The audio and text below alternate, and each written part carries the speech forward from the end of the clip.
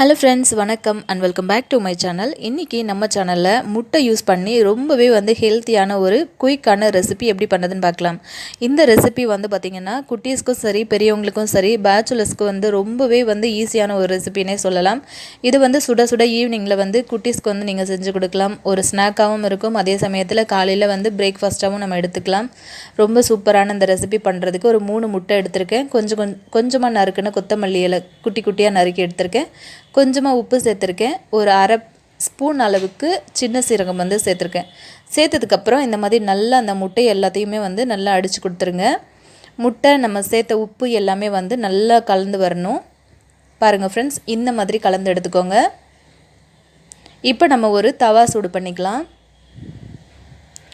தவா சூடு பண்ணதுக்கப்புறமா கொஞ்சமாக ஆயில் சேர்த்து, ஆயில் சூடானதுக்கப்புறம் நம்ம கலக்கி வச்சுருக்கிற முட்டையை இதில் ஊற்றிடலாம்.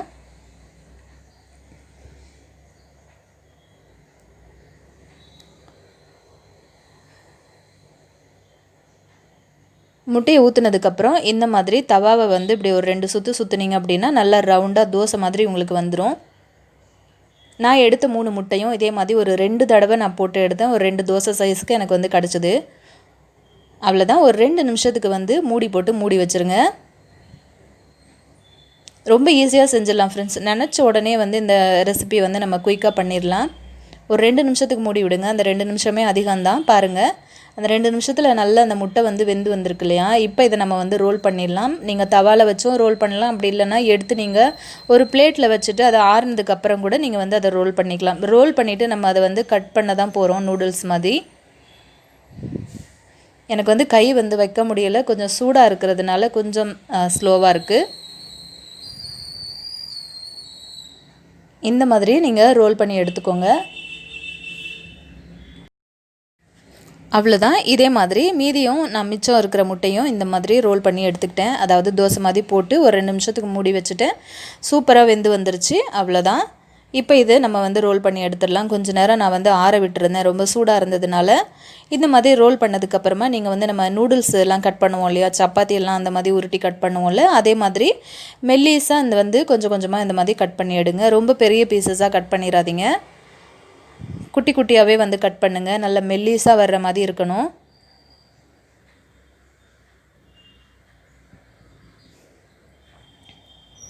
இந்த மாதிரி கட் பண்ணதுக்கப்புறமா உங்களுக்கு இந்த மாதிரி கெச்சப் அதெல்லாம் வச்சு சாப்பிட்றதுக்கு இஷ்டம் இருந்துச்சுன்னா நீங்கள் இதுக்கு மேலே கெச்சப் கூட நீங்கள் யூஸ் பண்ணி சாப்பிட்லாம். அதுவுமே ரொம்ப டிஃப்ரெண்ட்டான ஒரு டேஸ்ட்டில் இருக்கும். நான் இன்றைக்கி வேறு மாதிரி பண்ண போகிறேன்.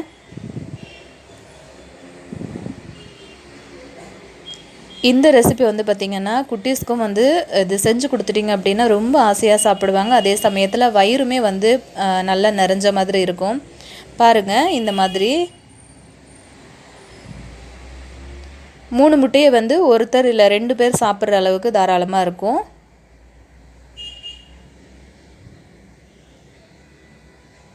இதே மாதிரியான நிறைய இன்ட்ரெஸ்டிங்கான ரெசிபீஸ் நம்மளோட சேனலில் நான் ஆல்ரெடி அப்லோட் பண்ணியிருக்கேன்.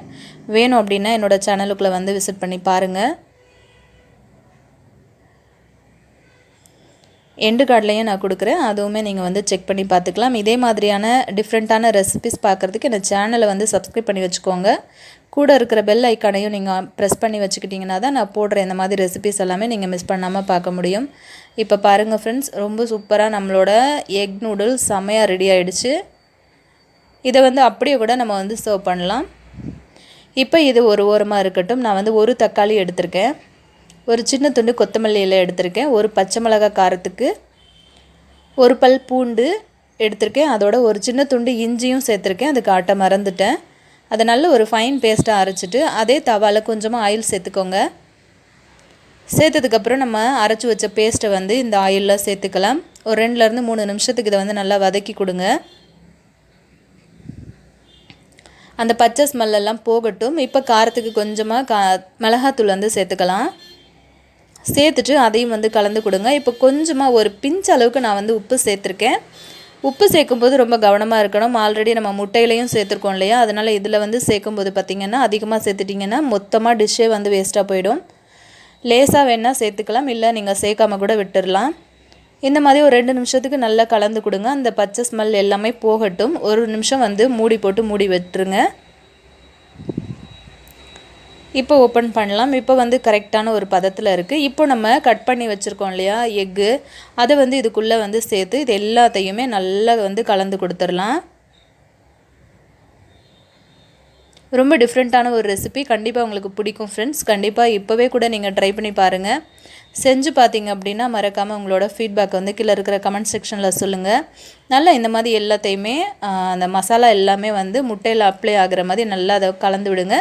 கொஞ்சமாக வந்து கொத்தமல்லி இலைகளை தூவிட்டு சுட சுட நீங்கள் வந்து சர்வ் பண்ணலாம். இந்த ரெசிபி உங்களுக்கு பிடிச்சிருந்ததுன்னா மறக்காமல் லைக் கொடுங்க. உங்கள் ஃப்ரெண்ட்ஸ் அண்ட் ஃபேமிலி மெம்பர்ஸ்க்கும் இந்த ரெசிபியை வந்து ஷேர் பண்ணி கொடுங்க ஃப்ரெண்ட்ஸ். மறக்காமல் இப்போவே வந்து ட்ரை பண்ணி பார்த்துட்டு உங்களோட கமெண்ட் எனக்கு சொல்லுங்கள் ஃப்ரெண்ட்ஸ். தேங்க்யூ. இதே மாதிரி இன்னொரு நல்ல பதிவோடு நான் உங்களை சந்திக்கிறேன். தேங்க்யூ.